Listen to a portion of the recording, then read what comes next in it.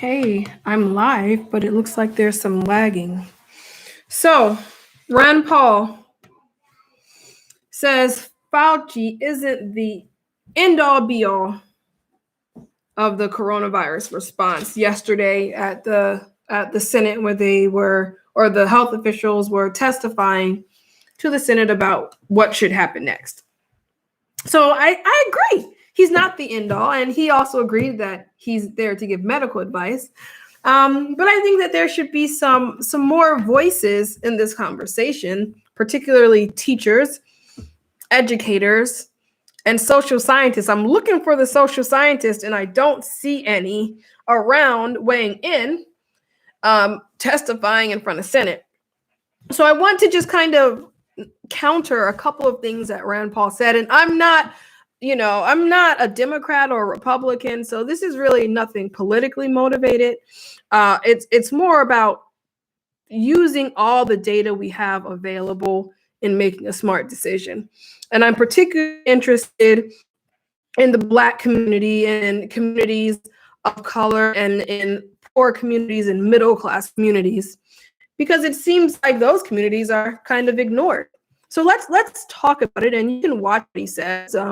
But I'll just tell you, I'm going to look at my notes here. He made really 2 points towards the end during this exchange with the doctor. And, some of these news sources are saying there was this heated exchange, but it really was just a conversation. And here's what he said. One, he said, we're leaving out of this discussion the fact that child mortality is very low, and that mortality in Sweden, where they have opened the schools or kept the schools open, is really low, lower than many, many other places where they've closed schools. And to that, I say two things. Number one, we are not Sweden. We're Americans. We're dealing with obesity over here. We're like the most unhealthy people on the entire planet. So the virus spreading around America is probably going to get a higher mortality rate. That's number one. But let's go back to the part about social science of this. And let's say that child mortality does approach zero, as he said. Now, Dr. Fauci did counter and say that we don't know everything about this virus and that we are seeing some concerning not side effects, but some concerning effects of this virus on children. But beyond that, here's what I would say. The populations where people are dying at higher rates, like the Black community, the Native community, right? Those populations have the most to lose. And we also are more likely to be living intergenerationally. So that means, let's say we send the kids back to school, our kids might not live in a nuclear family where there's a mom and a dad and the kids and that's it. We might be staying with grandma, we might be staying with auntie, we might have uncle here and there, right?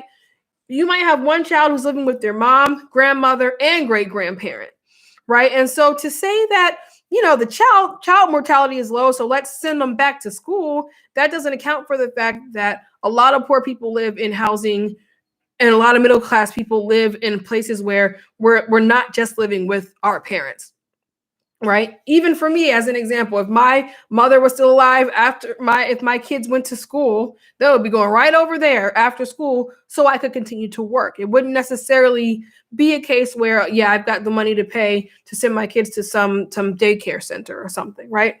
So he completely ignores that fact, and we really need to take a hard look and think about what communities that we're sending our children back into.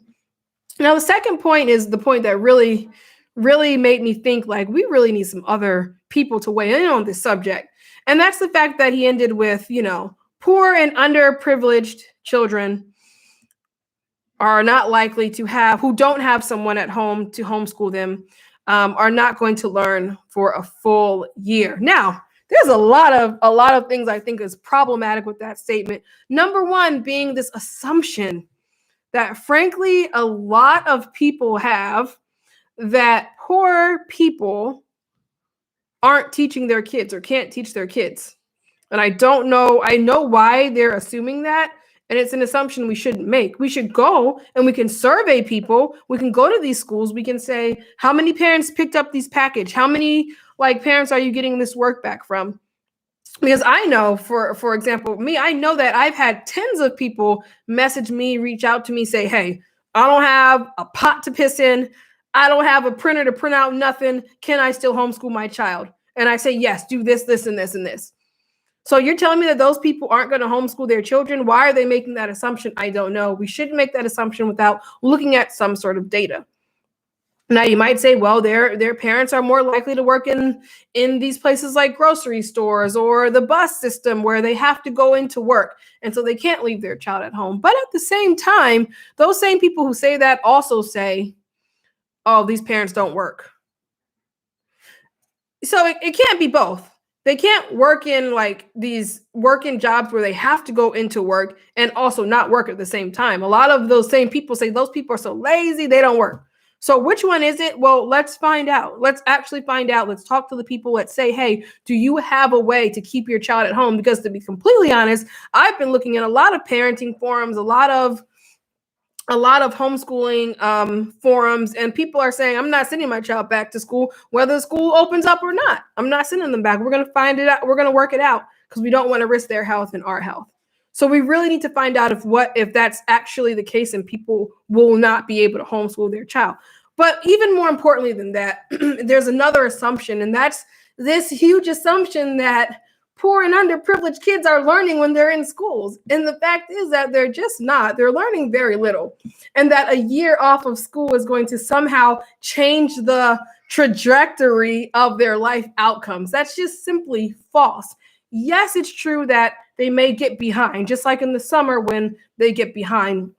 But let's consider this. Let's look at this data.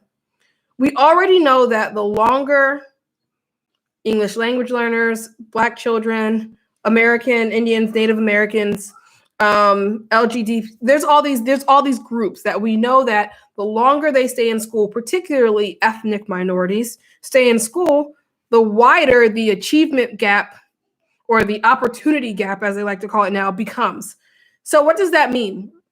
That means that a child who is economically disadvantaged can enter school in pre-K and kindergarten and be maybe 6 months behind their wealthier white counterparts, right? Maybe they don't have as much vocabulary. They don't know their ABCs. They don't know basic counting. So we'll say, okay, let's estimate they're 6 months behind, right? So we need to catch them up. Fast forward a couple years to when they get to me in upper elementary, 3rd through 5th grade, we see, okay, our 3rd graders are about a year and a half behind. They've been in school all this time. They've been in school, kindergarten, 1st grade, 2nd grade, 3rd grade. Why are they coming to me a year and a half behind, right? Then go up to further up to upper elementary, 5th grade. Now I've got 5th graders on a 2nd and 3rd grade reading level. Now they're 2 years behind. They started out just 6 months behind. The longer they're staying in school, the wider this is getting. Then you go up to middle school, ask the middle school teachers, they got whole classes of 8th graders coming to them who can't multiply. So now they're 5 years behind. They're on the 3rd grade level. And the same thing, they get up to 10th and 11th grade, they still can't write a paragraph, which is a 3rd grade standard. By the 3rd grade, you should be able to write a paragraph with a topic sentence, with periods, with commas, with appropriate punctuation. But we have people, a lot of people, not a small amount, a large majority of our people who are graduating from high school can't even write a paragraph. They just run on sentences, run on paragraphs. So they're 7 years behind on grade level. But to be honest, those people who have the biggest opportunity, they're not leaving 12th grade on a 12th grade level. They're leaving 12th grade on a college level, right? So it's actually more years than that. So the educational system is already broke. A year off of school ain't going to fix that. A year off of school is not going to change that trajectory for anybody. Here's another example. When I first taught 3rd grade, I think that was about 7 years ago. What year is it? 2020, 7 years ago. No, 9 years ago. Oh my gosh, it's been a long time. Right? My 3rd graders now, who I taught then, are now in the 11th grade, right? They're about to graduate next year. We worked as hard as we could to catch those kids up, to push them And I pushed that my first class, I pushed so hard. I didn't have any kids, didn't have anything to do but invest time and effort into these 20-something kids. They're still my favorite class. No offense to my other students. So that was like staying up, teaching them for 8 hours a day, teaching after school, even though they weren't paying us. I literally had 15 kids in my after school program from my class, plus their brothers and sisters too, going to their football games, going to their cheerleading practices, taking them to all sorts of field trips to show them the different possibilities in life, blah, blah, blah. We did that for 2 years, let's say my third grade class. And then they went to a fourth grade class with another teacher who was also amazing, right? My kids that year, let me think about like my particular, like one child who I still keep up with and still chat with occasionally, grew 4 years that year. He went from a third grade level, so he was already on track. He's a genius. Went from a third grade level to a seventh grade math level, and from a third grade level to a sixth grade reading level in that 1 year. Then he gets that other teacher, and I don't know her specific data, but I know he was doing well. I also know that when he went to the sixth grade, he was still doing well because I talked with that teacher.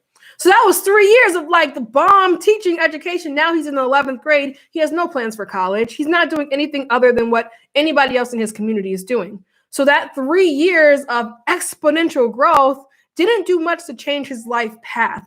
Yeah, maybe he thinks differently, and maybe he can use those skills, those multiplication and division skills in whatever he's going to do. But in general, and in terms of the entire class who was pushed so hard for definitely my year, that's not going to change their life outcomes. They're not now going to go and be a neuroscientist or a president. And just like that, 1 year off is not going to like doom them to some, I don't know, to some other type of life they weren't going to have. Generally, in the United States, the life you're born into is generally where you stay. Obviously, individuals can jump, but if we take a realistic look at it, we can take a look at communities and we can see generation after generation, they generally stay the same. For me, I had 2 years in a really terrible middle school. I learned absolutely nothing. That was not going to change my trajectory in life because I was born into a certain economic background and class and to parents who were educated. Therefore, 2 years off of school was not going to like change that for me. My sister's the same way. She tells me all the time that she didn't learn any math and practically no science, no reading throughout high school, and even some in college. But that wasn't going to change because she was already given like this certain foundation. We also know that that foundation, that pre-K to third grade foundation, once kids get to the third grade, that's where we can make pretty good estimates about where their life is going to be. That's why I wanted to work with third graders, because I knew or thought that if I could like really get them caught up to level, their life path could be changed. Now, I will tell you that in a teaching school, a teaching environment, they tell you that having you as a great and wonderful teacher for a year is not going to change the outcome of your kids. There has to be real social, economic change in order to change that. So we really need to stop making assumptions that these kids taking a year off is going to really hurt them. Test scores might decrease, right? If people are still even testing. But when have we ever been worried about test scores? Like we drill kids, we drill things into kids, and we get what we can get. The test scores are already so low. Like you can't get much lower than minimal. So I think that they'd be okay. What would and what can affect a child's trajectory is the loss of a parent or two. Because we've seen that in numerous occasions that several family members pass away from COVID-19, right? Now that can affect a child, right? Let's say we send all the Black and Hispanic kids to school and we open up the Native American reservations and make them all go to school, and one child gets it and passes it around the classroom. We teachers already know stuff goes around our classroom like this. That's why we keep airborne and vitamin C right there on the desk, especially in the flu season. Right? Stuff, it passes from kid to kid so fast. And it goes back into their community. And then we have kids whose parents are now dying of it. And we know that we're already more susceptible to die from the disease. That doesn't make any sense. I mean, if I were a conspiracy theorist, which I'm not, I would think, are y'all trying to have a conspiracy for us to send our kids back to school so that yours can keep going up and up? Your kids are going to be okay, and ours might lose a few parents. Same for that. That will affect the child, right? A year off of school, all right, well, you're probably still going to be whoever you were destined to be, or destined by society to be. But the loss of a parent, especially for a child, now you've lost an income earner. That will set you back, right? Now you've lost a caretaker. Now you might have to go live with another member of the family or a totally different family. That can affect a child. I think we need to start thinking about those type of things. So that's it. I mean, I could say a lot about this, but I don't want to go on too long. And obviously, I'm at home like everyone else. My kids are here. They need to be fed. So let me take a look at the comments and see what you guys are saying here. Well, I see someone saying something about a charter school and virtual charter schools. I did want to weigh in on that because, I don't think Ron Paul is completely wrong. There doesn't necessarily, from an educational point of view. Now, from a medical point of view, shutting down everything, that's probably the best thing, right? That's what they say. But we know we have to consider other things besides medical, apparently. But I do believe that we can go on a case-by-case basis. Rand Paul suggested a school district by school district case. And I don't really think we should do that because, for example, here in Maryland, we have the Baltimore City School District, and we have Baltimore County, which surrounds that. If Baltimore County decides to stay closed and Baltimore City stays open, that doesn't really make sense. Our kids travel back and forth to grandma, mama, sister, cousin, uncle, brother's house, so much back and forth that the kids will be interacting, and it would be as if all of the schools were open. I know it's the same in Atlanta. You guys have like Fulton County Public Schools, and you have all these other school districts around. That doesn't really make sense. But I think that there are some cases, some schools that might be able to open, and some children who should be able to go back to school. For example, there are boarding schools. If we had enough testing available, which we don't, we could test everyone before they went back to their boarding school. They could come into the boarding school and no one can leave campus. They could, whatever plan they make to make sure that no one catches the virus, right? There are also public charter schools that are boarding schools. We have one here in Baltimore. I know there's one in Atlanta. I'm sure there's a couple in New York, right? Maybe, and they're 5-day boarding, but they could open up and say, okay, we're going to be 7-day boarding. You're going to come, you're going to stay at school. No one's going to leave the campus. We're going to have food delivered, whatever it may be. Whatever plan that they have, if it's a good one, we can take a look at it. We can consider it. There's also the fact that there are some children who are more at risk to fall really behind, and maybe that could change their life outcome, right? And there are children who we know are being abused and neglected at home. But I will say this, it's not all of them, and it's not a big majority of them. When stuff first started, the teachers were like, oh, my poor kids, I feel so sad for them. They're at home. It sucks. Being poor, living in a crappy house, that's really not something that we have control over or a reason to open schools back up. That's just someone's reality. It's kind of offensive, too, to be talking like this about someone's reality. That's the reality. Okay, we live in a 2-bedroom apartment. I don't want people being like, oh, her poor kids are stuck in a 2-bedroom apartment because you live in a 10-room mansion. What we can do is, though, because there are a small population. So maybe out of 30 kids, I'm thinking about the years I taught, there was anywhere between 2 to 5 who I really would have a concern about them staying at home long term.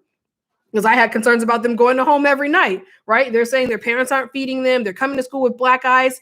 But again, it's not a tiny number. It's a significant number, but it's still small enough. So maybe we can consider, okay, we already know we have these 5 kids in the grade on a watch list. We know that they have issues going on at home. Let's take a look across the school. Maybe there are 10 per grade or something. Let's bring those kids back into school, right? And then maybe you can reopen school and have those kids come in and the rest stay home, and put other resources into those kids who are not able to return to school. I mean, there's just so many things between opening schools and closing schools, and I don't understand why all this stuff in the middle isn't being considered. Okay, let's see. I'm gonna go up and take a look at some of your comments here. And Kat is saying they are going to homeschool their kids. The oldest is 4. Love is saying, I don't want to send my kids back because I don't want to be forced to test them or have them vaccinated. Okay. Hello. Hi. Most people don't class jump. I can't read every comment. Sorry. You should tap into this time. Do online teaching. It is incorrect to assume a low income equals the ability to homeschool. That said, I am not afraid of a virus with a 96 to 99% recovery rate, even for older people. I don't know if that statistic is true. Also, we need to take our health back. I agree with that we can do other things like in this time between now and when there possibly could be a surge is we could invest into health education programs. I mean, I'm doing this myself. What is it, May? Let's say this thing gets worse. Don't you want to take your health into your own hands? Like, I agree with what you're saying. With me here, I'm thinking of ways to exercise, eat right, because we know that obesity is one of the pre-existing conditions. So being fat is a condition that you might die from that. And also the recovery rate in our communities is not 99%. The Cuban Revolution, this person is saying both of our parents were pulled out of school for over a year. We were in middle school and late elementary. And I think that's another thing that we need to do is take a look at examples around the world or in history where kids have been displaced from school and see how does that change. Now, obviously, we can't make comparisons to America because we know everything is different, but we can take a look at models. We can say, okay, there was a war in this country for so long and their kids were displaced. How did that affect them, later? First grader is learning how to write a paragraph in a virtual charter school. You see a lot of vlogs bashing virtual charter schools. Yeah, I mean, and that's the thing is that there's such a wide variety of quality of instruction that's going on before this and now, right? Because some virtual charter schools or virtual private schools or virtual. My concern is that my son is an only child, no cousins. Either I need to interact with other kids. Also, I am an older mom and most of my friends my age are off to college. So you have a social concern that the child isn't being socialized and is bored. And I hear that. I mean, I was at shopping the other day and another parent said the same thing to me who recognized me and said, they only have a single child. And just because schools are not open, that doesn't mean that your child won't have the opportunity to interact with other children, because we can open other things back up in a small and smart way. My sister and I were talking about this last night because my kids too, there's 2 of them and they're not so much bored with each other, but I can't imagine having one. They still want to see their cousins. And so we were talking about like organizing homeschool groups into the summer, into the fall, where you could possibly meet up with 3 or 4 other kids, right? And I know you're saying you don't know anyone and your friends have kids who are older, but the school system can definitely take care of that. For example, my daughter gets on here and she Zooms with her Girl Scouts. Oh, is it Thursday? Every Thursday. So tomorrow, right? So it's very easy for the school to just send out a list like, here are 5 of your child's classmates. You guys get together wherever at a park or whatever and let the kids play with their mask on, right? I think the problem is when kids are in a closed environment, and we've seen this in models like the restaurant model, where there's one person who's got it and then they're not wearing a mask or anything, and they're able to spread it to people all in the classroom or in the restaurant because you're in a closed environment. I think that we will see that we can get kids together in a safe way in the fall. but I don't know if it's going to be in a school, in a classroom where they're all together. Some of our classrooms, we didn't even have windows. Like our windows opened this much. I don't want to be in it. I don't think you want your child in that environment. Just sent in a charter school application for the next year. RC is saying that boarding school is not a good idea because of what happened in Cuba. A lot of people were abused, and that's probably valid. That was not my experience in boarding school. That's not a lot of people's experience.